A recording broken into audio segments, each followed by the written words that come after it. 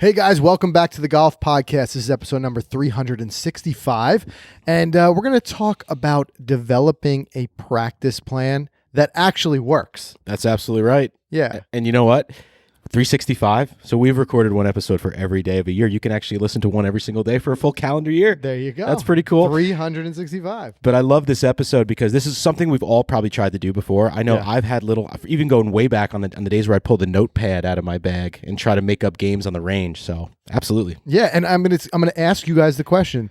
You practice, but do you have a plan? Like, really think about it. Do you have a plan? Or do you just show up at the range kind of just with no real plan in mind? And I'm telling you, as soon as you switch gears with that plan, it's going to make a difference in how you play. I mean, think about it like this. Like, you go to the gym, right? Mm-hmm. You wouldn't show up to the gym with no plan. Right. And just be like, hey, whatever looks good, I'm going to do. Because you'd be lost. Right. Mm-hmm. You're going to have a set things that you're going to work on. And a lot of part of that is going to be based on where you need improvement. Mm-hmm. Like going to the gym, it's about improving. It's about getting stronger or more flexible in certain areas. Same thing with your golf game. Absolutely. I bet a lot of us don't have a plan out there. No. Especially as we get older. Life takes over. Kids, work, whatever. And the plans kind of go out the window. Right. So hopefully this kind of brings us back. Which, interestingly enough, is the time you need to plan the most. Right. Because when you have the least amount of time to work on your game, you need to be the most focused. Bingo. But anyway, before we dive into that, one thing for any of our new listeners and viewers, one thing I want to tell you guys, brief introduction. We are not golf instructors. We are not pros. We are people who struggle with learning this game. We have our ups and our downs, but it really is all about that consistent growth and always working to get better. So everything that we talk about here on the show are things that we're putting in place. It does not by any means mean we've mastered them. In fact, if you watch some of our other videos out there playing on the course, you see we struggle, but we have fun doing it. I think that's the most important part. You've got to embrace the fun part of the game no matter what level you're at, because we're all out here to have fun. Right. But if we find something that's working for us, if it sounds like we're passionate about it, it's because we want it to work for you too. So that's going to be part of this. We're going to talk about some of our own practice plans and then how this might help you. And as we go through it, we're learning too. There's a lot of stuff that we need to continue to work on. 100%, man. We just love learning it and sharing it, because if it works for us, hey, it could work for you. Right? That's exactly right. All right. So one thing I got to address right off the bat, because I see you, look at you moving around all over the place. Oh, man. Yeah. What happened? Rough morning. What happened? So, icy steps. And it's funny, the backstory is like, my wife's like, you got to put salt on the steps on the side because someone's going to fall. And I'm like, yeah, but I just got the steps redone. And the mason was like, don't put salt on your steps. It's going to eat away at them. And you're just going to be calling me in a year to fix them again. I'm like, great. So here I go on like this dad, like, no one put salt on the steps. No salt near the steps. And all of a sudden today I'm walking down, and thanks to the ring cam, I caught it. I got I fell on my back. I think on like the second step, right on the ice, feet right out under me. Put it on my Instagram. I had to share it because we were just laughing about that. I just love to share that stuff. Like me getting hit with the golf ball in HQ, me falling on the steps, because it's the best way to get over it. You just laugh at it. That's it. And most people, they would bury that video somewhere. But I love that the first thing you did is you got to put it out there. Yeah. And what do you think is going to hurt worse? The lingering injury or how long your wife's going to remind you that you were wrong? Yeah. You know who's even worse? My mother-in-law. Oh, no. Because she comes over a lot and she's like, you better put salt on those steps. And I'm like, well, it's during the pandemic. No one's really coming to my house. I'm just going to leave it. Right. She's like, someone's going to fall down those steps. So. Well, I think in that case, luckily it was you, because if it was one of them, then I would have been in a lot of trouble. You'd never hear the end of it. That's for sure. But I'm feeling good. Golf season almost ended before it started, but I'm all good. No wrists, no anything. It's one more reason that we just got to get through winter. We're just getting pummeled with snow and ice, and it's just, I'm done with it. I'd say that I want to move south, but I don't think that matters anymore. Right now, it's snowing in Texas, so whatever. It's crazy. But anyway, I want to dive into this week's Twitter tap in. Hopefully, by the way, you guys enjoyed last week's episode with Randy Chang. If you didn't, go back and check that out. We got to talk about youth golf. Just reminded me as you're talking about your wife, kids, things like that. Mm-hmm. If anybody has kids who are getting to the game and you're just looking for, what do I look for in a program and how should that work? Randy runs one of the best youth programs there is. He's a great instructor. He's been doing it for I think it was 30 years, he said, or something like that. But check it out. He's got some really great tips for that. So we're going to jump into this week's Twitter tap. And before we do, of course, I want to thank our sponsor, Titleist. Guys, Bob Vokey and his team, they're always grinding to produce an amazing product. But with the new SM8 wedges, they've really made a giant shift forward. And I really encourage you guys to go out there, put that on your list this year. Make it one of the things you do to go out and try the wedges, especially if you look at your bag and those wedges are hurting a little bit. don't forget, those are your scoring clubs. We're going to talk about practice plan in a few minutes. A lot of that is really short game. Short game is so neglected from a practice standpoint, but sometimes it's also neglected from an equipment standpoint. Yeah. And you have to really experience the technology and the feel of some really new, fresh SM8s to see what it can do for your game. You and I both saw it, and just the improvement of the confidence that we get around, that anywhere we're using those wedges, 100 yards or so and in, they're just such versatile clubs. You use them so much, whether it be bunkers, chipping. There's just so many different areas where you want to have a club that you can really rely on.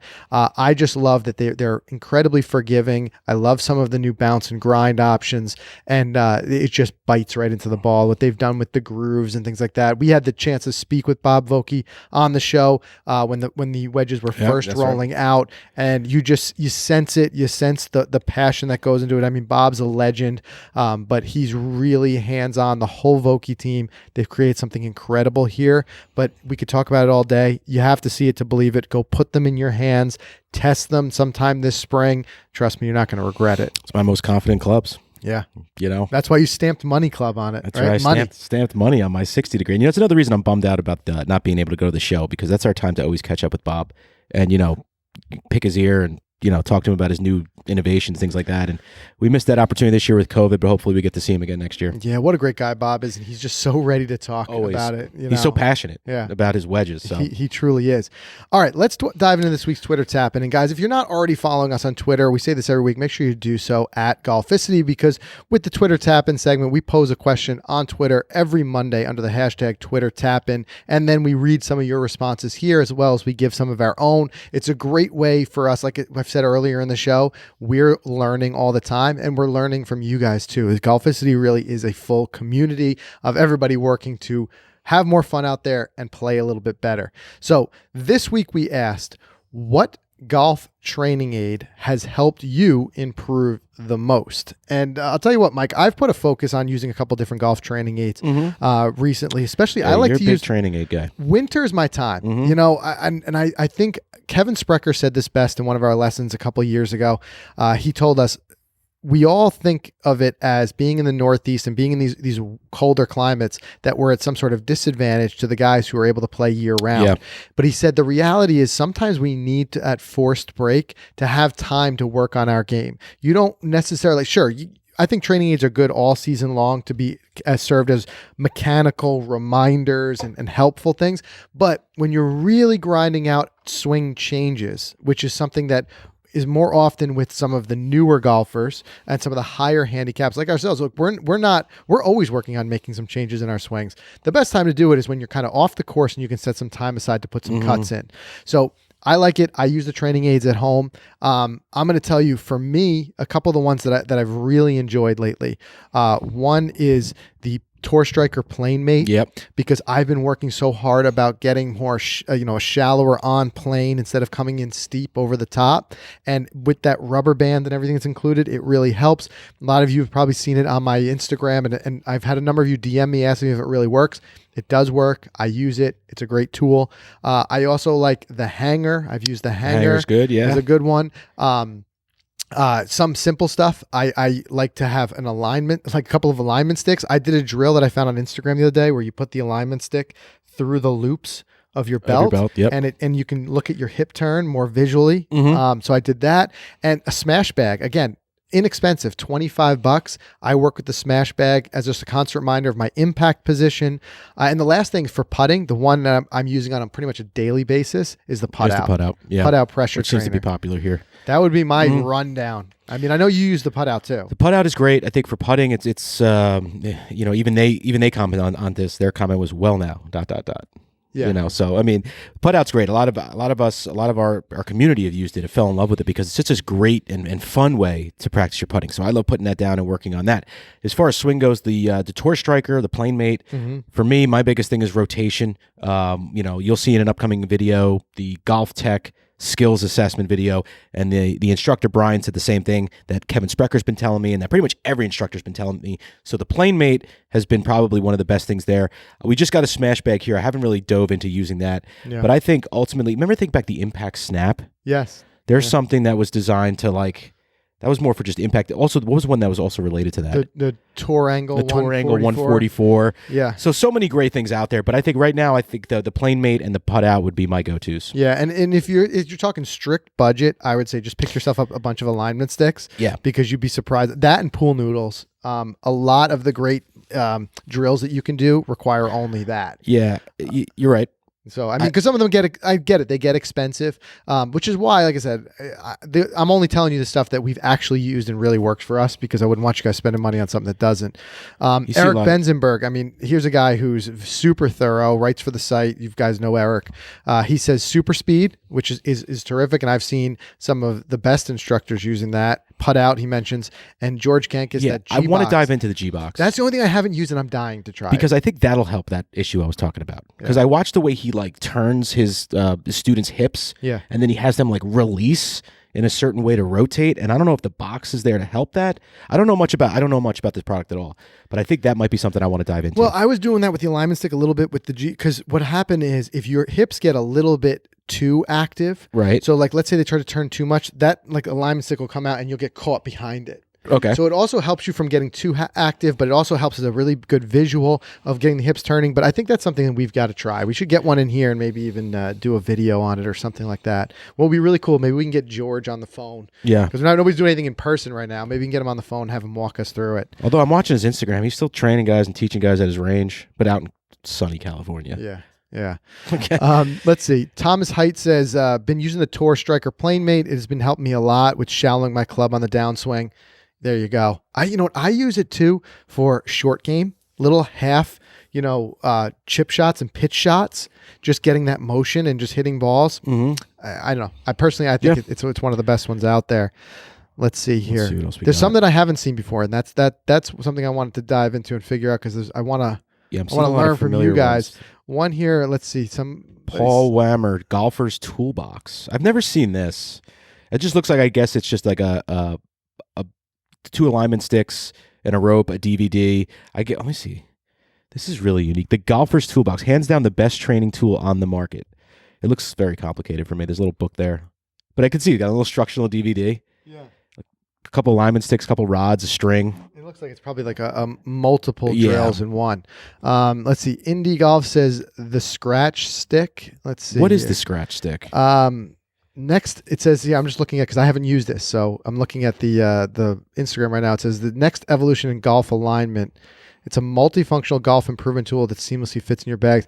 It looks like from the image, they're using it for putting, and it's an alignment tool. But hey, I tell you what, I'll have to check that out more, but we've talked so much on the show about fundamentals and how so much of the success of the swing has to do with how you set up first and being aligned, consistency. So I love anything with alignment. Absolutely. The Skills Putter Accuracy, Bradley Hydorn, the Skills Putting Accuracy Trainer, has done a lot for my putting in the past year. You look at this thing on Amazon, it's $11. I'm looking at it right now, too. And it just basically shrinks the target like a micro target, like the new Putt Out feature. Yes. But that's pretty cool. It just kind of makes the hole smaller for you. Yeah, and it looks like you can turn it. So if you want to come at the hole from different ways, and you're $11.95 free shipping. God, sometimes you gotta love Amazon. That's for sure. Let's see here. Oh, Alex Napier says selfie golf has helped me because it allowed me to record myself easily. This is a good point, Alex. Appreciate you pointing that out, because one of the best tools that you guys have is probably in your pocket, and that's your phone to record yourself, because there's also a wealth of apps that you can use if you want to draw kind of alignment lines on the screen or whatever, or if you want to use it to send it to your coach. Very often what I'll do is I'll just keep a bank of my current swings on my cell phone, so that when I'm just kind of going through different drills and I'm watching on YouTube or whatever, I can quickly look at the positions they're in and then jump right in and see my same position. So selfie golf, I know is I haven't used it myself, but it's like some sort of stick or whatever that will hold the camera, the phone in the right place, because sometimes you're out there on the range by yourself. You don't have a way to prop it up. And how powerful was that skills assessment when Brian rolled the video of me side by side of the PGA Tour Pro to instantly show how I was swaying versus him not, and drawing the line. to have that video footage will be very helpful. It makes it so much easier. And you know what, that reminds me another training aid. It's a little bit more on the tech side, but the salted golf insoles. Yeah. Which we checked out, and now I'm starting to see them pop up more and more. We did something on our channel on YouTube a little while ago. I just saw Mr. Short Game just did one with it. Mm-hmm. It's a great tool for that $200 price range, and it reminded me because the app itself actually captures your swing and has all those tools to do the side-by-side comparison with the pros, which really helps. Another one, Blake Higgins says, a yoga mat and yoga blocks, don't knock it till you try it. And I tell you what, Blake, you're spot on because I'm learning, the more I learn this game, the more flexibility really matters. Even something so much, Mike, is just like working on my over-the-top move. I'm realizing that a lot of that is not having enough left side flexibility. Yeah. So when you get back here, right, and if you're not flexible enough, this whole side starts to try to pull you this way, and you start to pull over the top. So even just being able, because I'm finding, like, we all talk about like wanting more power and swing speed. Man, if you can just get a couple more degrees of upper shoulder rotation, that translates to a lot more speed coming down. You're absolutely right. And you got to have, the flexibility to do it. Watch a 240 frames per second video of Dustin Johnson's swing. Yeah. The way that he wrote at the top of his backswing, it's like he's almost facing behind you. He's got his back to the target. It's like insane. You can't imagine. Right. You're absolutely right, though. Yeah. I see what you said, the boys that putt out said, well now. Yeah, there it is. Here's some funny ones. Great. Connor MacArthur says YouTube is his best training aid. Well, that's cool. Yeah. That's cool. There's a lot of great instruction out there. Like I said, we are super lucky to have that much free instruction that's out there. Davis Vandercook, an eraser. Trevor says eraser. Tour angle. I think that's like what we were talking about. Tour angle, before. 144. Yep. Remember the swing tip?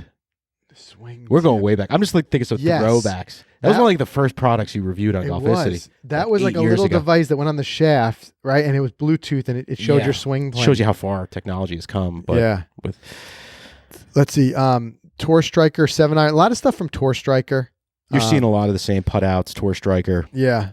Yeah. So there's a lot of great ones. Again, as we say every week, we can't read every single one of them. So make sure you guys follow us on Twitter, check them out. But thank you to everybody who weighed in. And if maybe you're not on Twitter, if you're watching this on YouTube or on Facebook, feel free to drop a comment below. Let us know. We keep the conversation going. If there's any type of training aid that has really worked for you, I think that's the hard part for us as golfers, is to kind of sort through the marketing and see what's really the good stuff. And nothing is better for that than the community of golfers and people who say, hey, this worked for me. So if let us know, what were you struggling with? What are you using? How is it helping? So if someone similarly is reading through the comments and they say, I've got that same type of issue, something that might help them. Yeah, totally makes sense.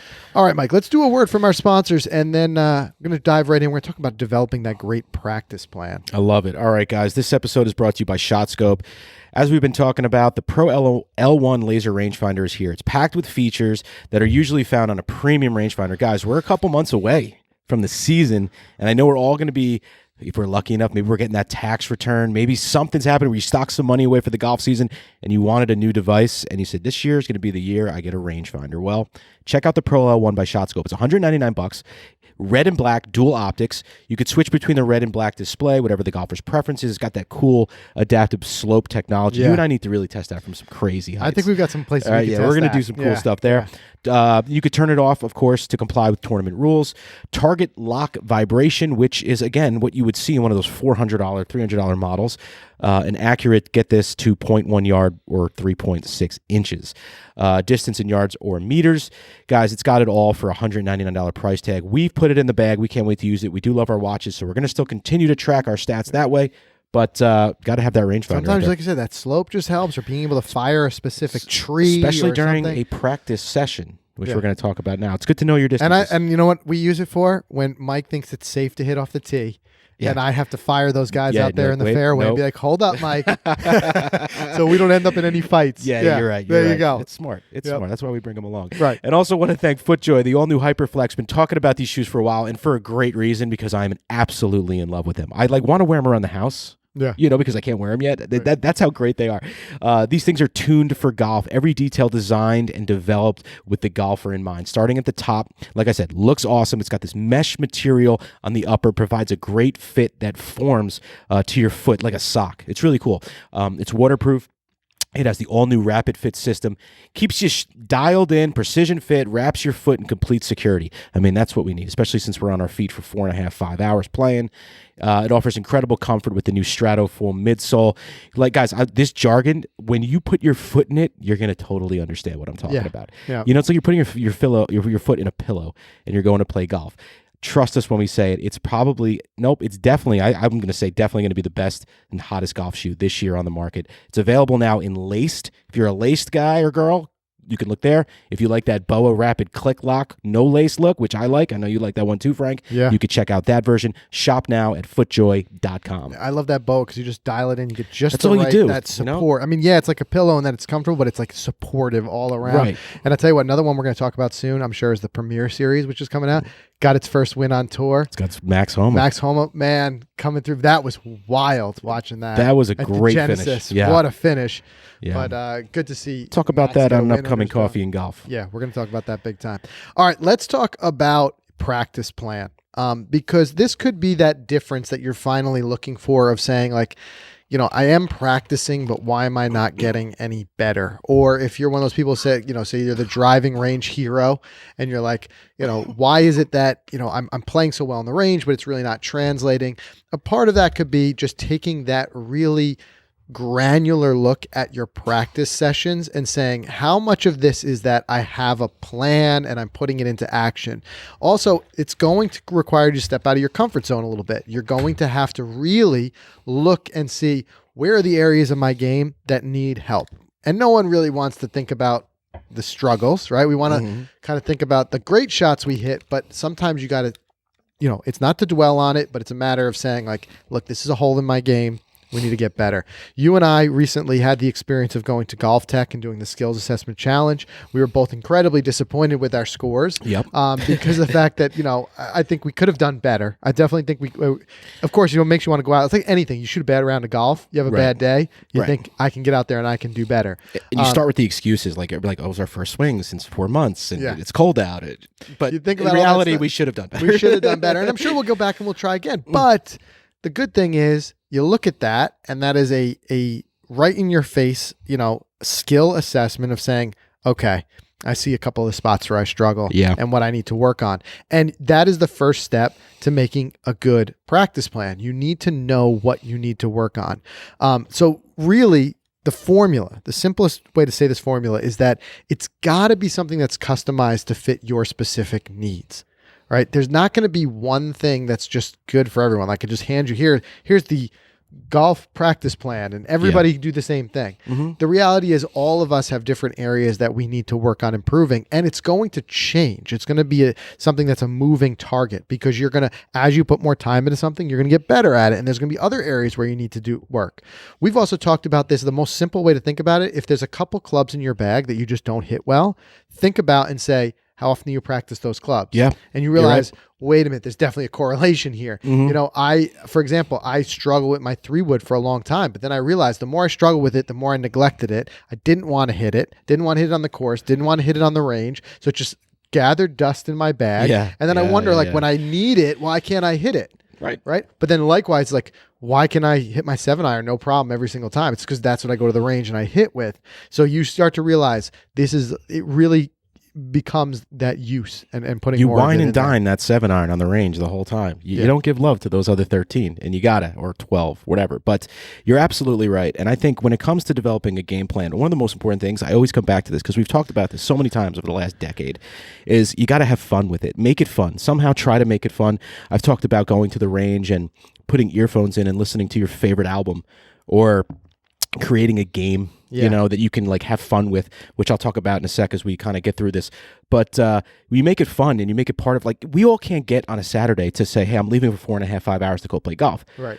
A lot of us we can't do that. So it's like, hey, I'm going to go over and for 45 minutes and play some golf. Right. You go, you do your practice routine, you put your earphones in, you have a nice little Saturday by yourself, you get your favorite cup of coffee, you listen to your tunes or listen to your podcast, listen to some news, and go out and practice the way you want to practice, whether it's on the range, on a practice green, or on a chipping green. Yeah, and that's what we're going to go over in a minute, is saying, like, if you only know how much time you have, that's fine, because then you can work backwards and break that time up. Because one thing is, and this is kind of commonly known, is that the average golfer they spend about 75% of their practice time on full swings. Mm-hmm.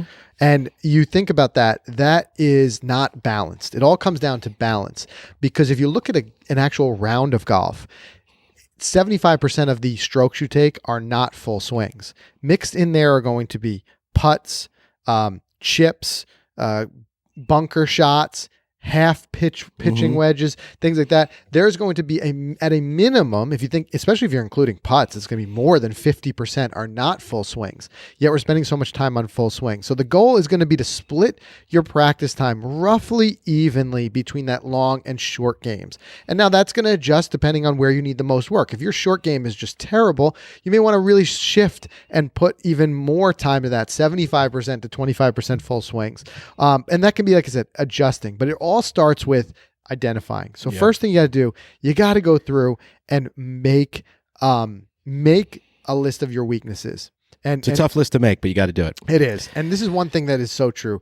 Good golfers practice their weaknesses. Bad golfers practice their strengths. Yep. And guilty as charged. Oh yeah. You know what I mean? Because it feels good on the range to hit some great shots. So what do? You hit your most comfortable clubs, and you just stay, like I said before, you stay away from the ones that you don't want to hit. It's funny you bringing this up. When I first got into golf, maybe 15, 16 years ago, whatever the case, I went to Spook Rock Golf Course. It was my local home course here. And I saw a guy on a chipping range with a whole bucket of balls. He was just chipping. He was lifting the ball out of the turf into the air and dropping it onto a green, and it was all going close to the hole. I was blown away. I was like, how is he doing that? So then I went over there with my bucket of range balls, and I started doing it. Couldn't lift the ball out. I just kept sculling it, and I got so frustrated. I'll never forget this. I got so frustrated. I picked them all off. I took them all to range, and I just hit them. There you go. Because that's what we were comfortable with, right? And I never practiced short games starting this game out. I just started on the range and started hitting them. Yeah. You know, thankfully, over time, I learned and working with coaches, learning how to develop feel, working the wedges, working the putter. But I really wish I put more concentration back then. Yeah, and why was that guy so good? Because he does it. Exactly. And that was a weakness, and I ignored it. Exactly. So going through that list of weaknesses, a lot of ways you can do this. One thing I like to do is either the old school kind of pen and pencil when you're out there, just kind of making note.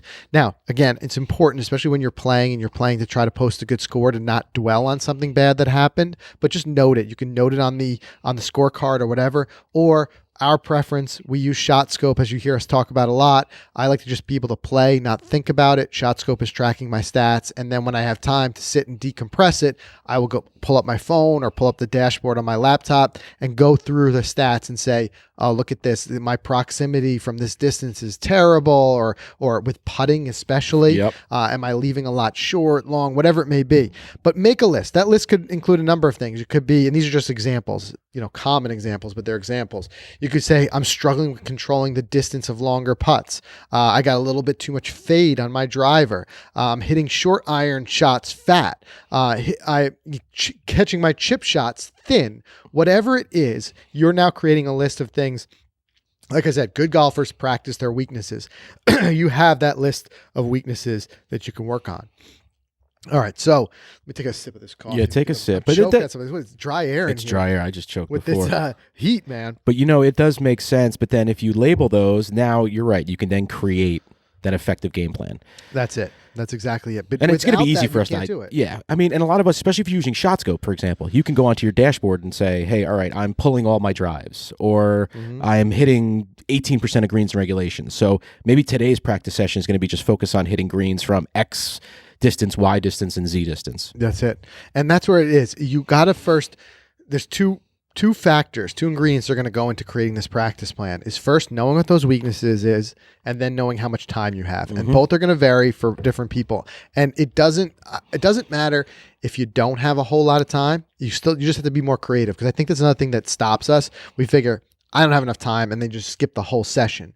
You can still do something. It's kind of similar to exercise. You can still go up and down the stairs for 5 minutes just to get the heart rate up. Yep. There's something you can do. We talked about putt out before. You can grab your pressure trainer, which is a $20, training aid, not too expensive, and you can just putt for 10 minutes, especially, like I said, if you're focusing on lag with the long putts, whatever it may be. But let's say you have an hour. This is just an example, just to use round numbers. You might write down and say, okay, here's how I'm going to break this up. I'm going to do 30 minutes on the range instead of the full hour, which a lot of us will do. Mm-hmm. Then I'm going to shift over. I'm going to do 10 minutes of putting, 10 minutes of chipping, 5 minutes of some other type of short game. Maybe it's if you have access to like sand or a bunker or something like that. 5 minutes putting. So you're breaking that up. And effectively you end up with like that 50-50 formula of short game and long game. But again, just like that, now you're saying instead of just an loosely put together hour, you actually have a structure. And it's so easy. You can set a timer on your phone and just say, when this time is up, I'm moving on to something else. And I like the way that we put this out here, because we have 10 minutes of putting, then 5 minutes of chipping, then 30 minutes at the range, and then 10 minutes of chipping, and going then 5 back minutes to putting. chipping. Almost like the game like training. Kind of take your mind off it, go do something else, and then let's see if you can come back and still have that feel. And it simulates real golf. Exactly. Because you have to go from hitting long shots to short shots. You're not hitting a bunch of long shots in a row and then a bunch of short shots. It's brilliant. In a row. I've never broken up a practice session like that where I actually ended up going back to the range or back to a chipping green.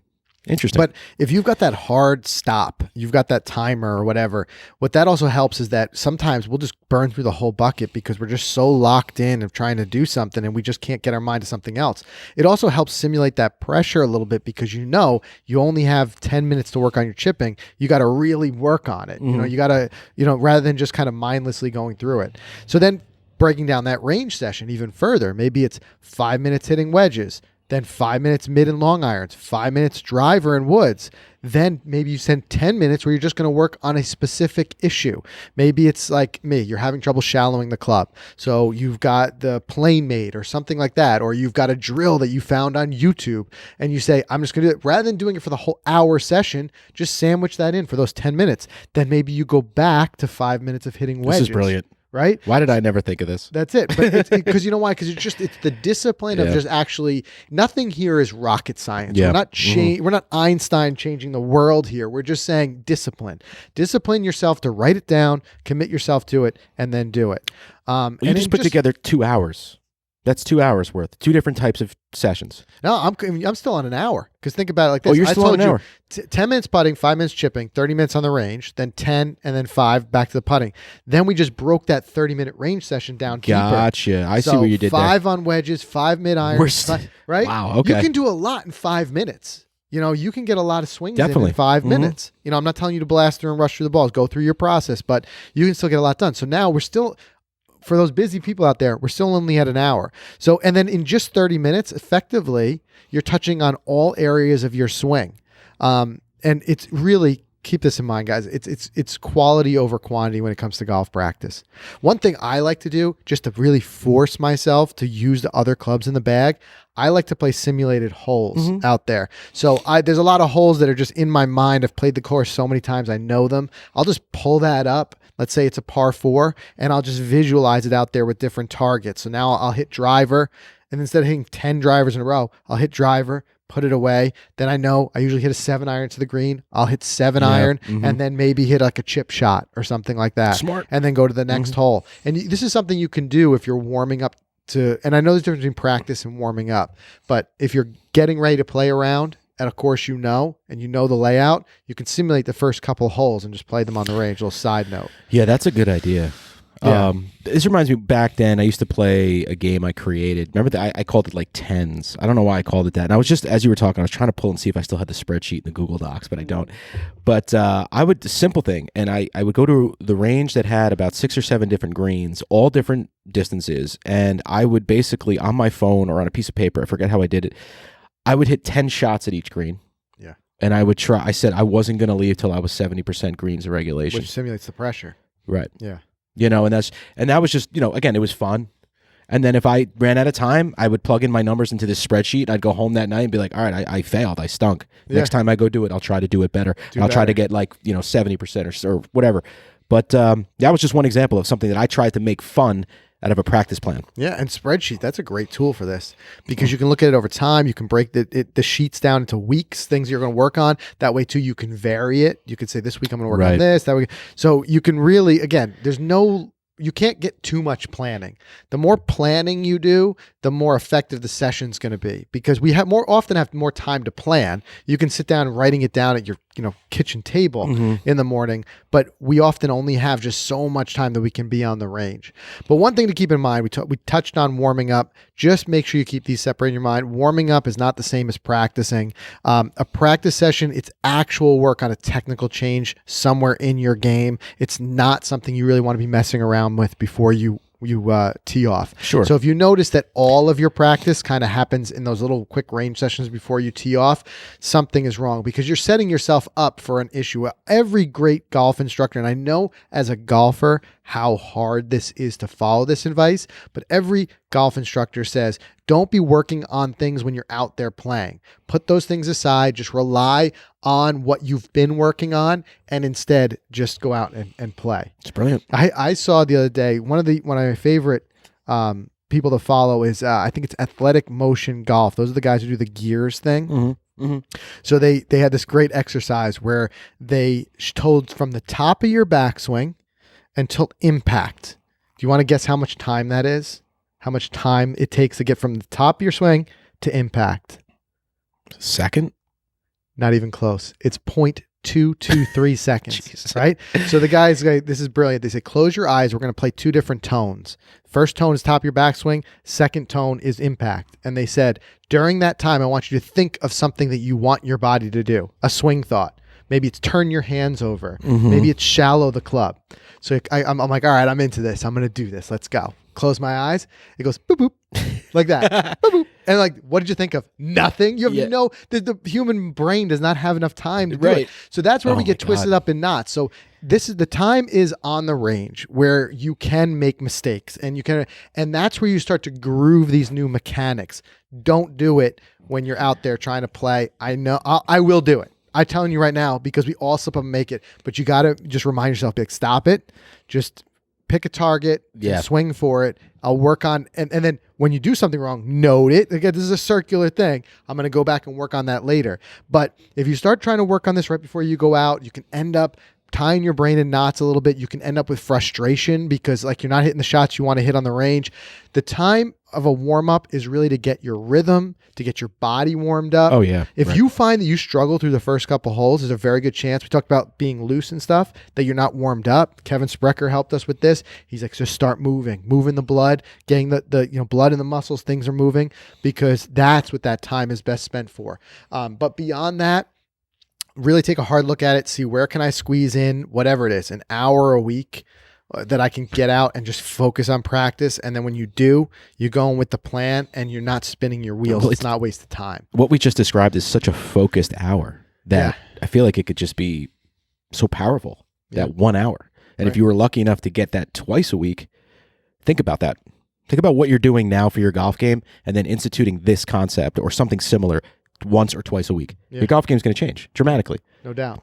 I gotta do it. Someone's got to kick me to do it. There you go. Well, I tell you what, we'll start everybody off with a little bit of homework. So the first thing is going to be just start with that list of weaknesses. Give yourself a hard look. Realize that it's. I know it can be depressing to think about the weaknesses in your game, but do it as part of an improvement process, knowing, hey, I'm doing this because that's where I'm going to get better.